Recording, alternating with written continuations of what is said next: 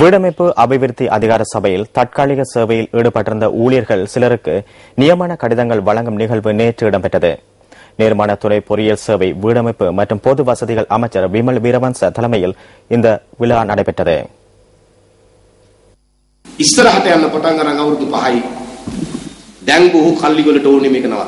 முன்னோக்கி செல்ல ஆரம்பித்து 5 வருடங்கள் ஆகின்றன. சிலருக்கு இதனை நிறுத்த வேண்டியுள்ளது. இதனை நிறுத்துவதற்கு போலி பிரசாரங்களை மேற்கொள்கின்றனர். ஜனநாயகத்தை நிலைநாட்டப் போகின்றார்களாம். ஜனநாயகம் போதுமான அளவு கிடையாது என அவர்கள் பிரச்சனையை உருவாக்குகின்றனர். 5 நட்சத்திரம் போதுமானதாக இல்லையாம். 7 நட்சத்திரங்கள் தேவைப்படுகின்றதாம். இல்லாத பிரச்சனைகளை உண்டு பண்ணுகின்றனர். இல்லாத நோயொன்றுக்கு மருந்தை எடுத்துக்கொண்டு அவர்களே சிறந்த வைத்தியர்கள் என கூறுகின்றனர். நாங்கள் 100 நாட்களை பொறுப்பெடுப்போம். 100 நாட்களில் பல தேவைகள் நிறைவு செய்யப்படும் எனவும் அரசியலமைப்பு மாற்றப்படும் எனவும் கூறுகின்றனர். 100 நாட்கள் என்பது 3 மாதங்களும் சில நாட்களும். இந்த காலப்பகுதிக்குள் சிறு குழுவினர் ஒன்று சேர்ந்து மகிழ்ச்சியாக இருக்க முற்படுகின்றனர்.